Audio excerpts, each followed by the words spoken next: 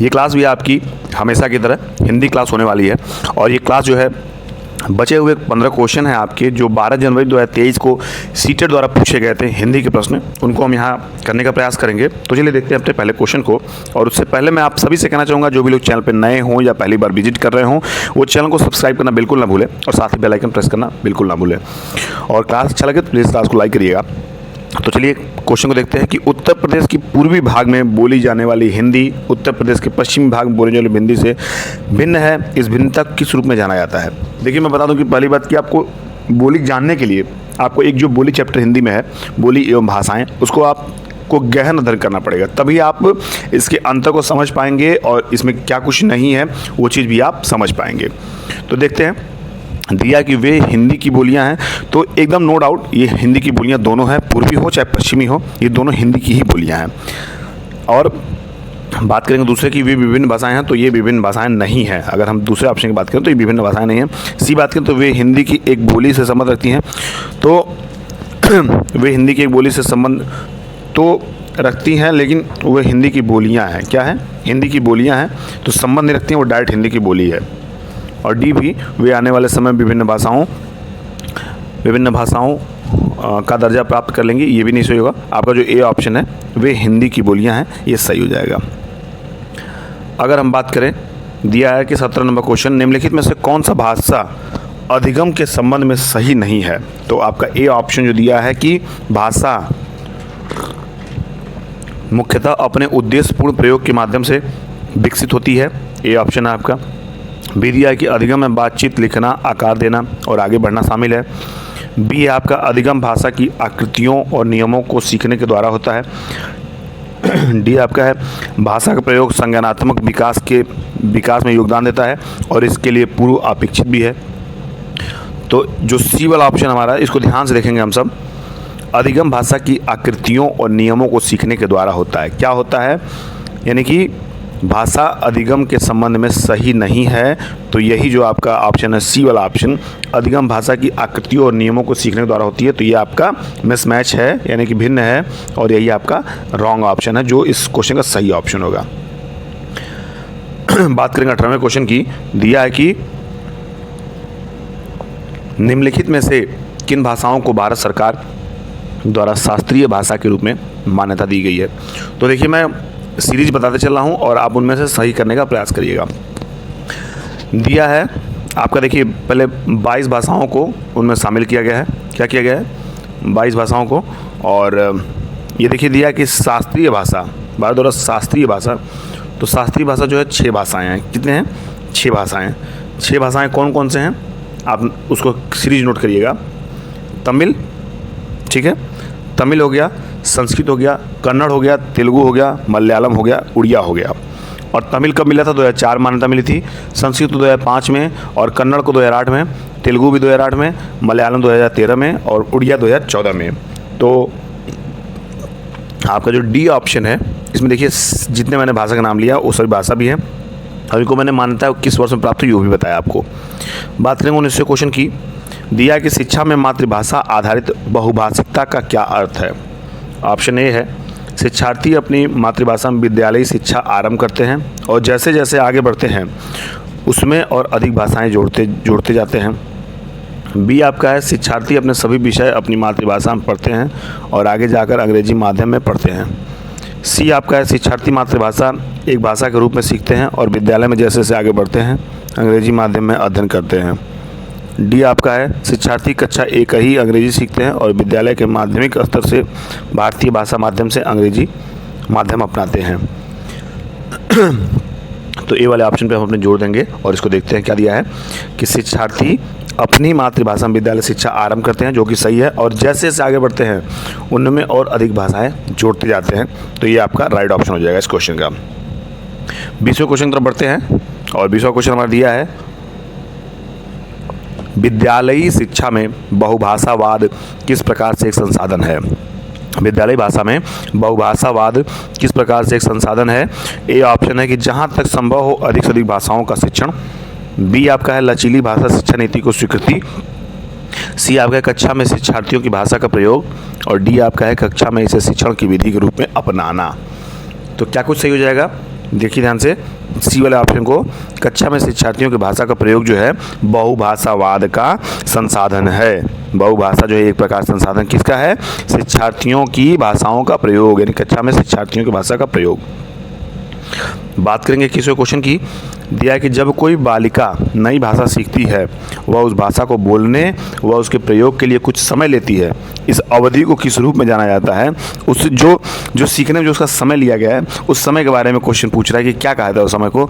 तो उसको क्या कहता है? उसको कहता है कि मौन अवधि, यानी कि जो सीखने में जो समय लेती है वो मौन अवधि माना जाता है, कि चुप रहती है, शांत रहती है। तो मौन अवधि आपको दिख रहा है, जो बी वाला ऑप्शन है, ये टिक करेंगे हम। फिर अगले क्वेश्चन तरफ बढ़ते हैं।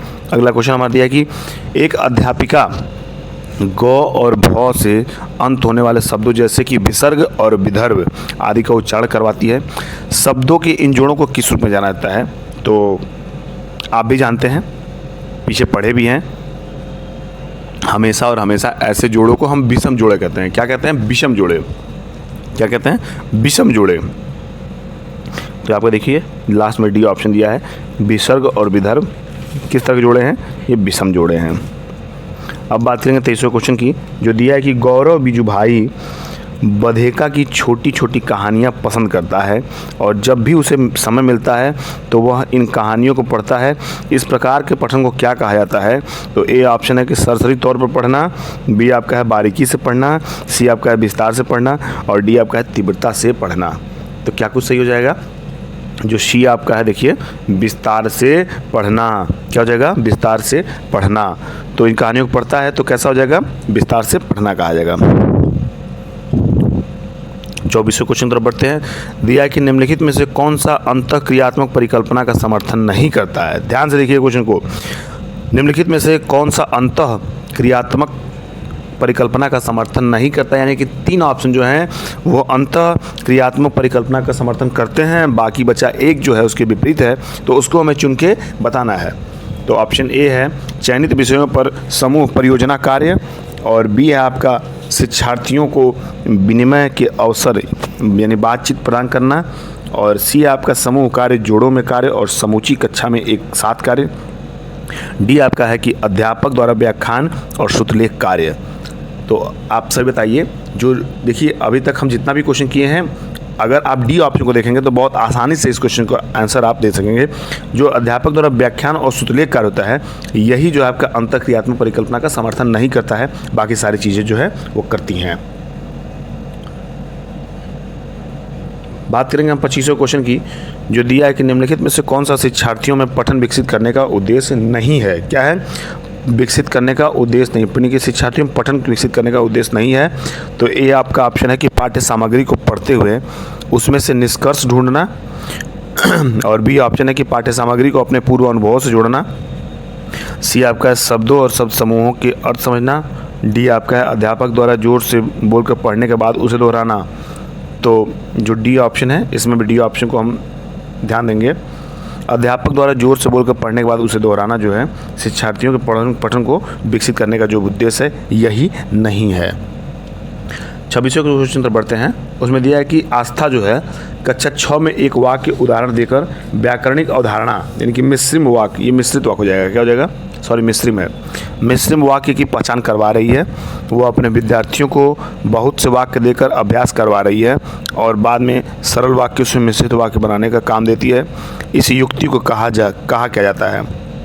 ए है शिक्षा शास्त्रीय व्याकरण, बी है अध्ययन संलग्नता विमर्श, सी है आपका गहन अभ्यास द्वारा व्याकरण और डी है आपका प्रस्तुतिकरण अभ्यास परिणाम। तो देखिए इसमें जो ऑप्शन दिया है बोर्ड तरफ से, प्रस्तुतिकरण अभ्यास परिणाम जो है आपका, ये अवधारणा मिश्रिम वाक्य की पहचान करवा रही है। 27वें की बात करेंगे तो 27वां दिया है कि एक अध्यापक को एक पंपलेट मिला जो नगर पालिका द्वारा मानसून के दौरान रक्षात्मक उपाय अपनाने के बारे में था। उसने अपनी कक्षा में विभिन्न कार्यों द्वारा पठन और शब्दावली सिखाने के लिए इस पंपलेट का प्रयोग किया। इस पंपलेट को क्या कहा जा सकता है? तो ए है प्रमाणिक सामग्री, आविष्कृत सामग्री, भाषा अधिगम के लिए कार्य और डी है डिकोडिंग निवेश। तो आप सभी जानते हैं जो प्रमाणिक होती है उन सब चीज़ों को हम पंपलेट पे छपवाते हैं। तो वही सब चीज़ जो नगर पालिका की तरफ से अगर कोई पंपलेट है तो प्रमाणिक चीज़ें हैं। क्या है? प्रमाणिक चीज़ें, क्योंकि ऐसी संस्थाएं जो हैं ये आपकी सरकारी संस्थाएं हैं जो राज्य सरकार के अंतर्गत आती हैं, तो ये कभी भी अप्रमाणिक जो चीज़ें हैं वो नहीं छाप सकती हैं, नहीं प्रदान कर सकती हैं। तो क्या चीज़ होंगी, वो प्रमाणिक सामग्री हो जाएगी।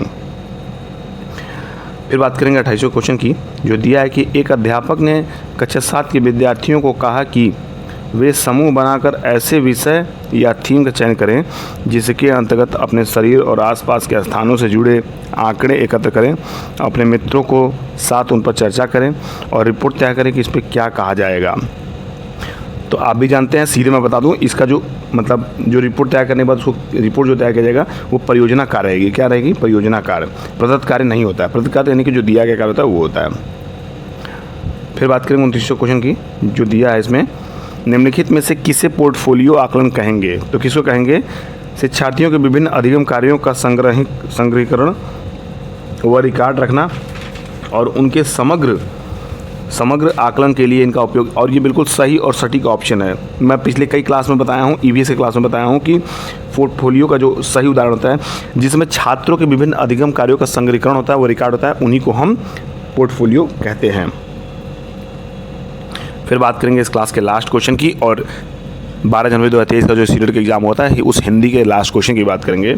दिया है कि निम्नलिखित में से कौन सा सांकेतिक भाषा के संदर्भ में सही है? तो सांकेतिक भाषा के संदर्भ में कौन सही है? सांकेतिक भाषा का व्याकरण होती है, सांकेतिक भाषा में व्याकरण नहीं होती है, सांकेतिक भाषा हाव भाव का समूह है, पूरे विश्व में एक ही तरह की सांकेतिक भाषा है। तो आप भी जानते हैं सांकेतिक भाषा का व्याकरण होती है, सांकेतिक भाषा का व्याकरण होती है, यही आपका होता है, सॉरी होती है, मैं लिख दिया हूँ यहाँ पे होता है। सांकेतिक भाषा का भी व्याकरण होता है, यही जो है आपका संदर्भ में, इसके संदर्भ में सही है। किसके? सांकेतिक भाषा के संदर्भ में। और ये क्लास आपका यहीं समाप्त होता है। और इस क्लास के साथ मैं आपसे कॉन्फिडेंस साथ कहूँगा कि आपके पास एक अच्छा जो है क्वेश्चन बैंक हो चुका है। आप सारे प्लेलिस्ट जाके ईवीएस का ऑन कर लीजिए।